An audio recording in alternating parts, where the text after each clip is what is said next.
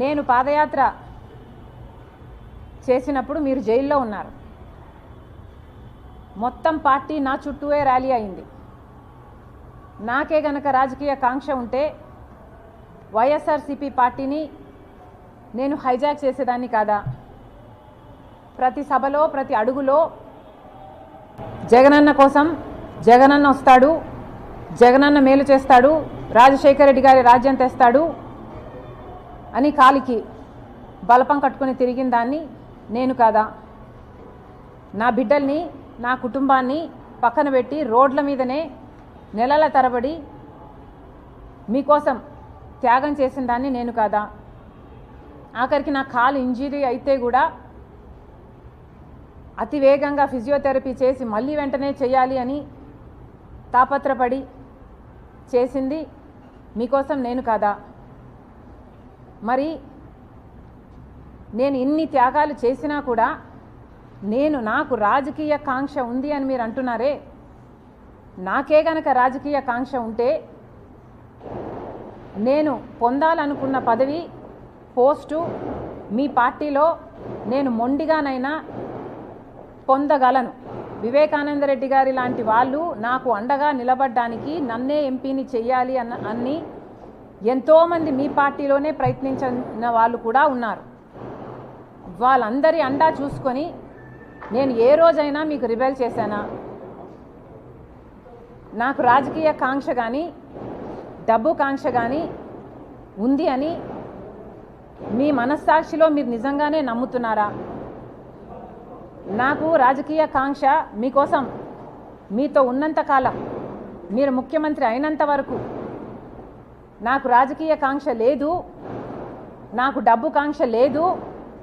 నేను ఏం చేసినా మీకోసం చేశాను, నేను త్యాగం అనుకొని చేశాను, నా అన్న కోసం అనుకొని చేశాను.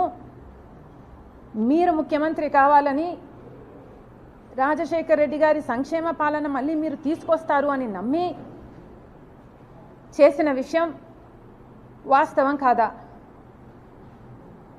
మన ఇద్దరము నమ్మే బైబిల్ మీద ఒట్టేసి నేను చెప్పగలను, నాకు రాజకీయ కాంక్ష కానీ డబ్బు కాంక్ష కానీ ఏ ఇతర ఆశ లేకుండా ఆశించకుండా ఏ ఒక్క రోజైనా మిమ్మల్ని ఒక పదవి కానీ ఒక పోస్ట్ కానీ నేను అడగకుండా మీకోసం చేశాను, ఇది నిజం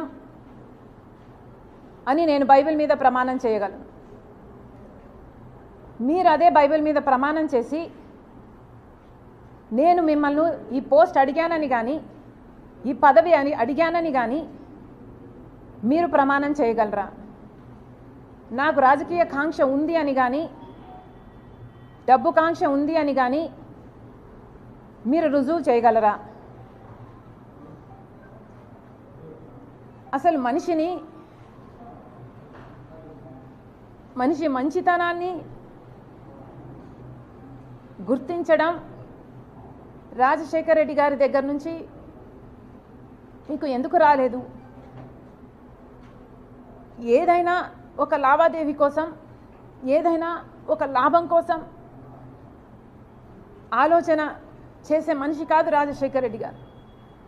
ఆయన బిడ్డను నేను, ఆయన హృదయానికి దగ్గరగా ఆయన మాటలు వింటూ ఆయన హృదయంలో హృదయంగా పెరిగిందని నేను ఆయన ఆశయాల కోసం ఆయన ఏ రకంగా అయితే త్యాగం చేసే మనసు ఆయనకుందో ఆ రకంగానే నేను కూడా ఆలోచన చేయాలి, ఆ రకంగానే మీకు నేను సహాయపడాలి, అంత నిస్వార్థంగా మీకోసం నేను త్యాగం చేశాను, మీకోసం నేను నిలబడడం జరిగింది. ఎంత బహిరంగంగా రాజకీయ కాంక్ష వల్ల నెపోటిజం అంటున్నారే.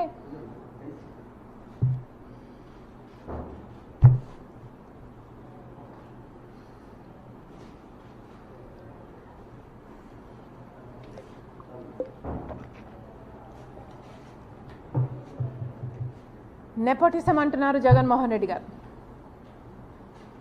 రాజశేఖర రెడ్డి గారి రాజకీయాలలో ఉంటే వివేకానంద రెడ్డి గారు కూడా ఆయన పక్క రాజకీయాలలో ఉన్నాడు. రాజారెడ్డి గారు కూడా రాజకీయాలలో ఉన్నాడు. రాజారెడ్డి గారి భార్య మా జయమ్మ కూడా రాజకీయాలలో ఉంది. సౌభాగ్యమ్మ కూడా రాజకీయాలలో ఉంది. అందరూ ఒక్కొక్క పదవి వాళ్ళ వాళ్ళ టైంలలో చేసిన వాళ్ళు వాళ్ళంతా ఒకే జనరేషన్కు చెందిన వాళ్ళు. మరి ఆ టైంలో నెపోటిజం ఉన్నిందా? జగన్మోహన్ రెడ్డి గారు నెపోటిజం గురించి మాట్లాడుతున్నారు. మరి మీరు ముఖ్యమంత్రిగా ఉండి కూడా మీ పార్టీ మీరు పెట్టి కూడా ఇంకా ఎవరు బంధువులు ఉండకూడదు అని మీరు చెప్తున్న ఈ లాజిక్లో రవీంద్రనాథ్ రెడ్డి గారు లేరా? మీ బంధువు కాదా? మీ మేనమామ. సుబ్బారెడ్డి గారు సొంత చిన్నాన్న. అమ్మ మొన్నటి వరకు అధ్యక్షురాలు.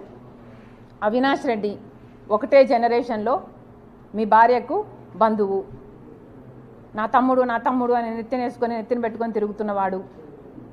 మరి వీళ్ళందరూ మీ పక్కన మీ బంధువులుగా ఉంటే అది నెపోటిజం కాదు. ఈరోజు మీ చెల్లెలు మాత్రమే మీ పక్కన ఉంటే అది నెపోటిజం కిందికి వస్తుంది.